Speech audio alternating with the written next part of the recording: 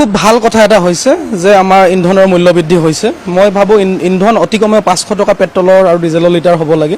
আৰু এই যেতিয়া 500 টকা লিটাৰ হ'ব তেতিয়া এই পইচাখিনি নিশ্চিতভাৱে ৰাজকোষত জমা হ'ব আৰু ৰাজকোষৰ ধৰণে আমি ৰাম মন্দিৰ তৈয়াৰ কৰিব পাৰিম। এতিয়া দেশত আমাৰ কেৱল এটাহে ৰাম মন্দিৰ আছে। মই ভাবোঁ জিলাই জিলাই এটাকে ৰাম মন্দিৰ হ'ব লাগে। আৰু যেতিয়া ৰাম মন্দিৰ হ'ব তেতিয়া আমাৰ নিবনুৱাখিনিয়ে তাত ৰঙা কাপোৰ পাৰি ভিক্ষা কৰিব পাৰিব। নিবনুৱা যিমানখিনি আছে নিবনুৱাখিনি এটা নতুন চাকৰি তাত পাব যে ৰঙা কাপোৰ পাৰে বহি বহি এটা ভাল এটা ইনকাম হ'ব। গতিকে 500 টকালৈ আৰু বেছি ভাল হৈছে। ঔষধৰ দাম বাঢ়িছে।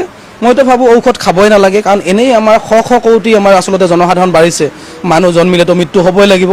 গতিকে ঔষধ খোৱাকৈ যিমানখিনি পাৰে গৌমূত্ৰ পান কৰি তেওঁলোকে সুস্থ হৈ থাকক, আৰু যদি সুস্থ নহয় তেনেহ'লে ভগৱানক চিন্তি তেওঁলোকে সিপুৰলৈ যাওক।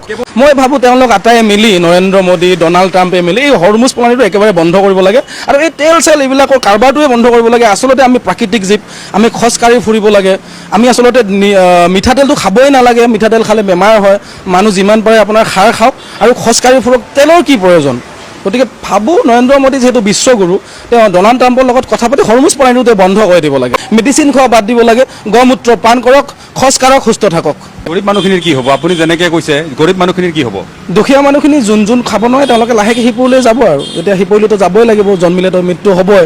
গতিকে আটাই আপোনাৰ শ্ৰীৰামক প্ৰাৰ্থনা কৰক, শ্ৰীৰামক চিন্তি সিপুৰলৈ যোৱাৰ ব্যৱস্থাটো কৰক। এনেকৈ ৰাস্তা মোকলাই দিছে বুলি আপুনি অনুভৱ কৰে? এতিয়াতো সত্য যুগ আহিছে। এতিয়া আমি তেল কিনিব নোৱাৰিম, মিঠাতেল খাব নোৱাৰিম, মেডিচিন খাব নোৱাৰিম, ইমান মূল্য বৃদ্ধি হৈছে। গতিকে তাতকৈ গৌমূত্ৰ পান কৰক, সুস্থ থাকক, ৰাম মন্দিৰৰ ওচৰত যাওক, মন্দিৰ নিৰ্মাণ হওক, ভিক্ষা কৰক, ভিক্ষা কৰি যি দিও পইচা পায় তাকে দি জীৱন নিৰ্বাহ কৰক, আকৌ ভগৱানক চিন্তি সিপুৰলৈ যোৱাৰ কাৰণে চিন্তা কৰি থাকিব।